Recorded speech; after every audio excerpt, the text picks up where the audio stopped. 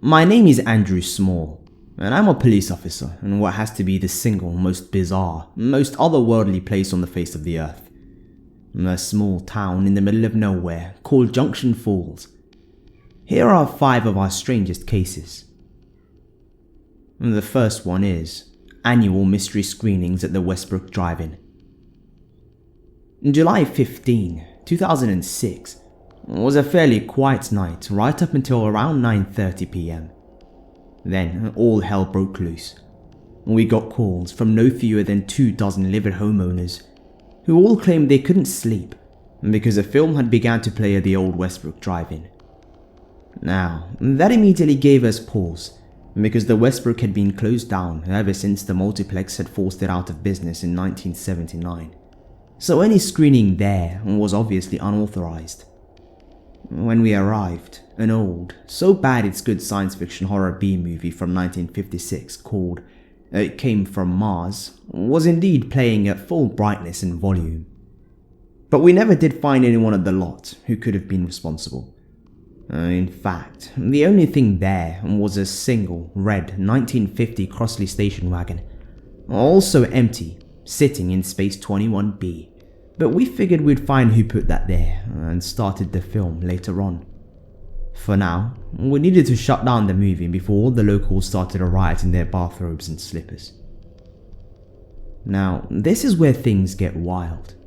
We looked everywhere, in the operations booth, in the old dilapidated concession stand, in that old car, and in any nearby trees tall enough to have an unobstructed line of sight to the screen. But no sound or projection equipment could be found anywhere within a mile radius of the lot. As far as we could tell, the film was playing completely on its own. Luckily, the lot plunged back into its natural, dark, silent state the second the movie vanished. The Crosley wagon vanished too, but that only left us frustrated and confused. After that, at least nothing else interesting happened at the Westbrook for a good while. The so-called mystery screening case started to get buried under more pressuring work, and as the months dragged on, we began to forget about it entirely. But then, at exactly 9:30 p.m. on July 15, 2007, the screening began anew, and the same events more or less repeated themselves. Angry locals, an angry lot, the Crosley station wagon in space 21B, and an exhaustive but ultimately fruitless search for the responsible individuals and offending equipment. We were pulling out our hair, and it didn't stop there either. The next July 15, same thing. And it happened again the next year, and the one after that, and the one after that. And it's happened every year since July 15, 9:30. It Came From Mars, Red Crosley. Boom, clockwork. As of this posting, we still have no idea how the film is being shown in the absence of projection or sound equipment. But we have discovered some other things about the film since the case began. It Came From Mars was financed entirely by a man named Bill Booth, who also wrote, directed, and starred in the film as its protagonist, Jack Burnley, and who believed the film would launch his Hollywood career. However, production was plagued with setbacks almost from the beginning. Costs ballooned, and 2 actors and the chief editor quit halfway through, thus forcing an inexperienced Booth to edit the film himself, something that he clearly had no business doing, if the final result is any indication. And Booth finally bankrupted himself when he paid the rest of his family savings to the Westbrook Drive-In Theatre to hold the movie's premiere on July 15, 1956. Sadly though, It Came From Mars received overwhelmingly negative reviews from the few critics who attended their own screening, and Booth attended the official premiere alone, as the cast and crew were too embarrassed to be associated with it. Then, Booth's wife left with him the following month due to their declining financial situation. Humiliated, penniless, and alone, Bill Booth drove his red 1950 Crosley station wagon to the Westbrook, parked once again in space 21B, and shot himself in the mouth. A forgotten off-Hollywood tragedy. Now, obviously none of this explains how a film could play on its own, or how an old car can appear and vanish the way the Crosley does every July 15. So, officially the case remains unsolved. But when the above details were first reported by the Junction Falls Dispatch in April of this year, the story of what many assumed to be that of an old filmmaker's ghost caused a sensation. And on July 15, 349 people came and joined a red 1950 Crosley station wagon in watching this stupid, tacky, low-budget wonderful film. Status? Unsolved. This second one I'll call the Screamin House. Well before I joined the JFPD in 2005, a large, abandoned two-story house in the Shelby neighborhood had already carved out for itself a rather macabre reputation. You see, at random times during the night, you can hear shrill and desperate screams and cries for help, seemingly coming from a woman trapped inside. The department dispatched a unit to investigate. Bizarrely though, the officers were unable to locate the trapped woman because the screams themselves always seemed to be coming from a part of the house that nobody was in or near. When the screaming came from the master bedroom upstairs, the officers charged up to the second story and entered that room, only to find it empty and that the screaming could now be heard coming from the kitchen. So they went to the kitchen, only to discover that the sounds were now coming from the cellar. And when they went to the cellar, they realized they could hear it once again, coming from the vicinity of the master bedroom. No matter where they were, the screams and cries were always coming from somewhere else. Eventually they called for backup, but even with each room covered by an officer, the team couldn't seem to find the source, isolate the screams, or even reach a consensus as to where it was coming from.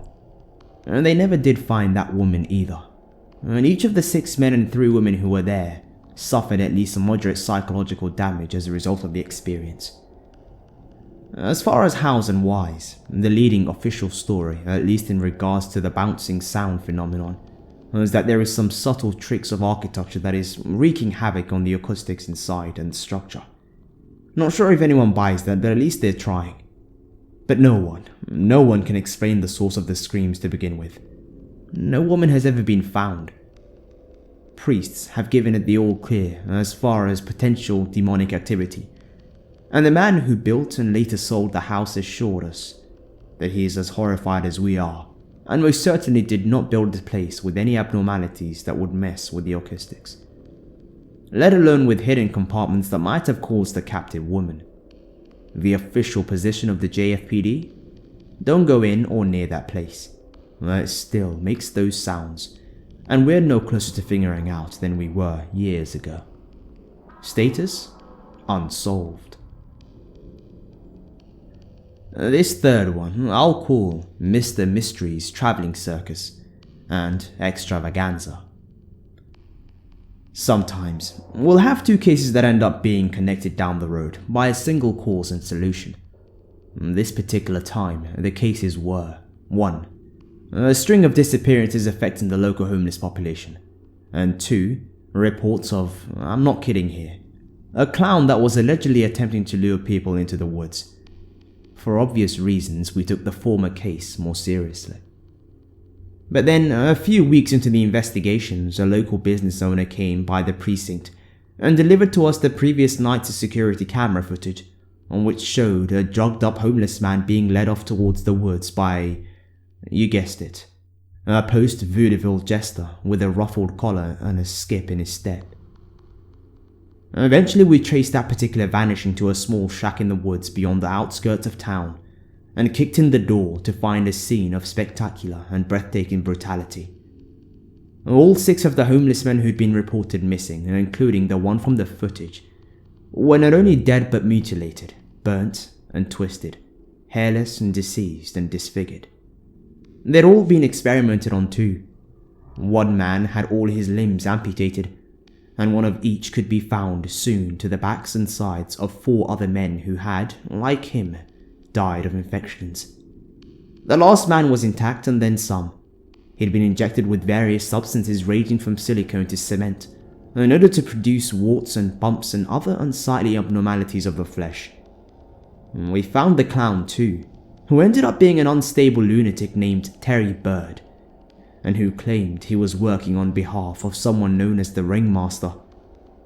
When pressed for further information, Terry claimed he didn't know the ringmaster's identity, but was familiar with his plans. Oddly enough, the ringmaster wanted only to create and host a classic touring carnival called Mr. Mystery's Traveling Circus and Extravaganza. And of course, no good carnival would be complete without a genuine freak show. Terry alleged the ringmaster had enlisted his help in finding some willing or unwilling volunteers, as he put it. Terry got a life sentence without parole, and we kept up our search for this ringmaster, but never did find him. And about a year after our own homeless incident, the nearby towns of Doolittle and Crosby Springs reported that their homeless men were being abducted too. We did what we could do to help, even going so far as to offer Terry a plea deal for information on the ringmaster, but he simply laughed and said that he quite liked his cell. It's cozy. As of this posting, any information on the ringmaster will yield a $10,000 reward. Status: partially solved. Perpetrator at large. For this fourth one, I'll call it Abigail Jones from Stanford Springs. About 10 or 12 miles southeast of Junction Falls, near the hiking trails, you'll find an old ghost town called Stanford Springs. Now, I'm no expert on it, but from what I understand, it used to be a tiny little 19th century community in its heyday that featured a small general store, a clinic, a church, and 12 or 13 houses. Inside the buildings, you'll see all the original furniture too. And some clothes in closets, toys in the children's rooms, small animal bones in the barns and scoops, and various other indications that the town was both lived in and abandoned in a hurry. It's eerie and creepy and totally cool, and for obvious reasons it's a popular spot for Halloween hikes and other I dare you type exertions. But here's why I'm writing this. In 2009, a hiker reported hearing cries and whimpers coming from the backyard of one of the houses there. He called it in, and rangers found and opened a previously undiscovered cellar behind the house, in which a little girl had been staying for an indeterminate amount of time. She was dressed in an old gown and scared to death.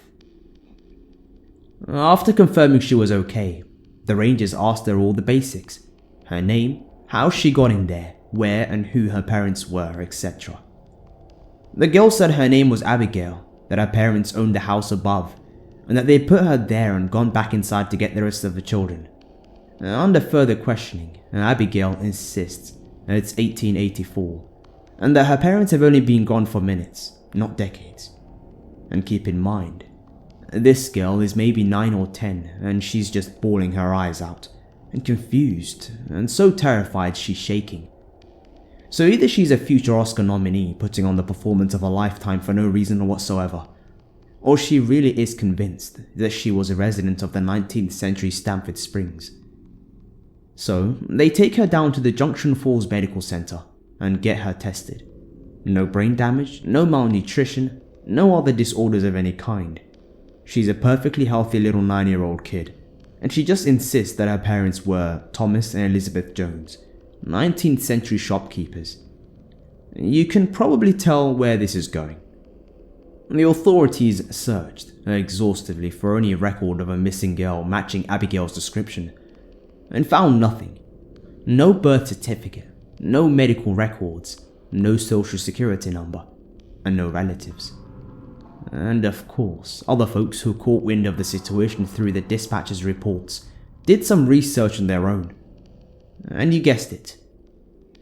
There was indeed a Thomas Jones and an Elizabeth Jones, shopkeepers, who lived in Stanford Springs in 1884, and who had 3 children, including a daughter named Abigail. Still no information on what happened to the town.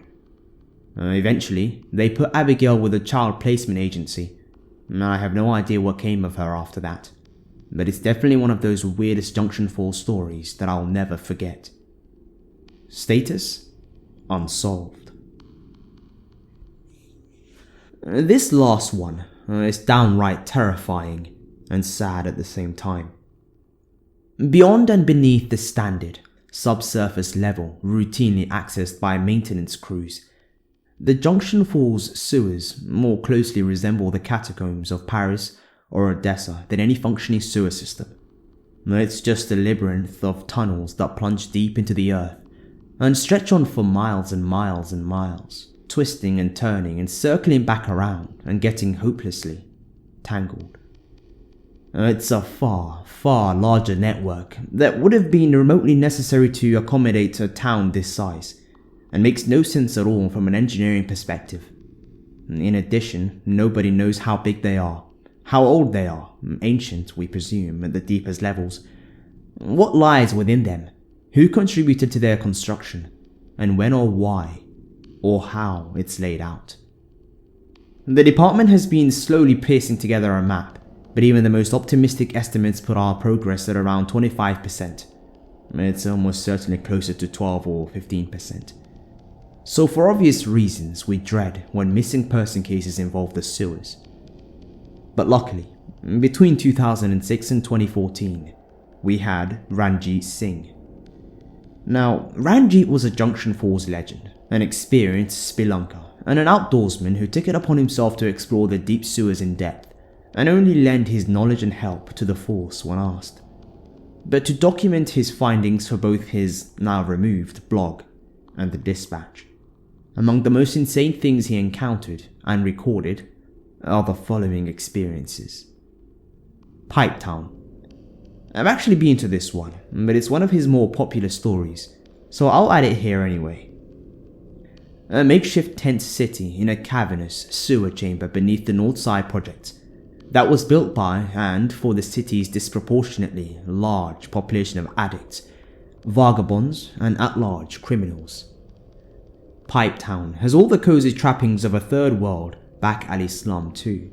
Tents and shacks, cardboard, aluminium sheets, drum barrel fires, human waste, illegal gambling and prostitution rings, and so many drugs and related paraphernalia. Hence the name. It's a lawless, unorganized, filthy dystopian swamp, and it's one of the saddest things I've ever seen. A large portion of sewer-related disappearances either end in, or in some other way involve Pipe Town or its residents. The Dogman. In a deep corner of the tunnels only ever accessed by Singh and his camera, Ranjit ran across a naked man with the head of a pointer dog. Luckily, the Dogman is harmless, from what we can tell. In the videos Singh took, he was clearly aware of Ranjit's presence, but didn't seem the least bit alarmed by it, and made no effort to interact with him at all. Singh claimed that he'd seen the creature frequently down there since that, and that it never did anything other than sleep, sit in a corner, stare at you, or prance around on all four human limbs. The JFPD's official advice is to not try to feed or interact with the Dogman in any way. Clearly it's getting along just fine without us, and has no intention of causing harm, so there is no need to upset the balance. The door. An old wooden door built into the side of the tunnel that you will never find in the same place twice. Ranjit is actually not the only person who's come across the door, since it can pop up in the more accessible near-surface tunnels just as easily and just as frequently as it appears in the deepest dark depths of the sewers. As in the case with almost everything in the sewers though, no one knows who built the door, what its nature or purpose is, the extent of its abilities or properties, or how it vanishes and disappears the way it does. The only thing we know about it, definitively, and other than the fact that it moves around, is that those who enter it tend to vanish without a trace. In 2013, Ranjit became the first person to find someone who'd been rumoured to have disappeared through the door. Sadly, the poor girl had been dead for some time. He found her corpse months and months after her disappearance case had been shelved, and in a part of the sewers no one could have possibly predicted she'd end up in, given where she'd entered. Far as we can tell from the photos, she entered the door, and in an indeterminate amount of time later found herself in a forgotten tunnel where she'd starved to death, lost and alone. Horrible way to go. The Clock Room. Literally just a room full of clocks and other timekeeping devices. Cuckoo clocks, standard wall clocks, wristwatches, digital alarm clocks. You'll even find some egg timers there, as well as some hourglasses and a gorgeous grandfather clock in the back corner. Singh recorded it all. The room is too far from the nearest sewer access point to be easily explained, as where some above-ground clock enthusiast stashed his or her collection either. Still have no idea what to make of this one. The Stalkers Stash. This one we actually did have to respond to. Unluckily, it was close enough to the surface that it didn't take a lot of effort to reach.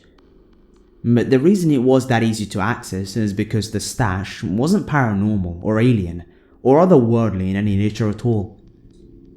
It was just a small, little closet-like room not far from Pipetown, filled and covered with pictures of an underage local girl named Emily Fisher, 12 at the time, although some of the pictures there were of her when she was even younger than that. All the photos were clearly taken from bushes, trees, cars, or other places where she wouldn't spot the photographer, and therefore were taken without her knowledge or consent. Some were of her in class. Others were of her on the way to and from school. Others were of her on the bus, in her bedroom, from across the street, across the restaurant, at the pool, at friends' houses, and countless others. There were several there of her in various states of undress that I will not go into here or anywhere else, and others still where she was happy and in the company of loved ones at what happened to be a big party of a family reunion. Those were some of the most disturbing, not only because they were what appeared to be the most recent photos, but because if the photographer was now bold enough to take pictures of her when she was right next to her family and friends, he was probably bold enough to make a physical move against her in the very near future. So, we called in some findings and got some units dispatched to Fisher House to explain the situation and protect Emily. Meanwhile, my partner and I hid around the corner and waited until the photographer arrived. Turns out, he was none other than a serial violent sex offender named Davis T.S. James, who we were not aware had been released on bail while he waited trial on another charge, and who had come to Junction Falls to do his business. Needless to say, we arrested him on the spot. Easily one of the most nauseating and disturbing things I've ever witnessed, and one of the main reasons the force loves Ranjit Singh so much. Who knows what would have happened if he hadn't stumbled across the stash when he did. Anyway, he has countless more stories if anyone's interested. But the point is, Ranjit was our go-to guy for sewer-related cases, and he never complained when he was asked for help. One day recently though, it became our turn to help him. His girlfriend came to us in hysterics. She said he'd gone into the sewers in search of something called the Presence 4 days ago, even though he said he'd only be gone half that amount of time. Luckily, Ranjit liked to mark his paths with glow sticks and flares, so we were able to track him down to a chamber about 2 or 3 miles down into the sewers. Now, obviously the sewer network was dark and suffocating, but this particular room was even more so. It was so dark and so suffocating that it could only be described as harboring a presence, just like he'd said. A faceless, invisible, silent entity that felt malicious in an ancient way. I felt like I was being watched by something that just wanted me to suffer. Even standing right next to my partners did almost nothing to combat the power this presence had over all of us to divide and isolate. And the further in we went in search of Ranjit, the stronger it got. Before long I could barely see my partners, and after a while I couldn't see them at all. And the darkness was so thick in there, and that even a powerful source of direct light couldn't avoid being overwhelmed. And when one of us would shout for the others, it sounded distant or obstructed. The presence muffled the sound, and then muted it, fully, just like the light. And when it had me, isolated and alone, it began to communicate terrible things without words or sounds or images. I entered in that place a blank slate, and suddenly I just knew things, awesome and terrible, and the essence of infinity and nothingness, and the spirit of death. I felt like a child, or an insect trying to make sense of man. In a panic, I turned and ran back the way I came. It felt like it took hours or days. In fact, it was as if time had no power or meaning in that place at all. Luckily, all the officers made it out, too. And every last one of us was in the same state, terrified in an existential way, unable to explain that thing, that presence, in any capacity whatsoever.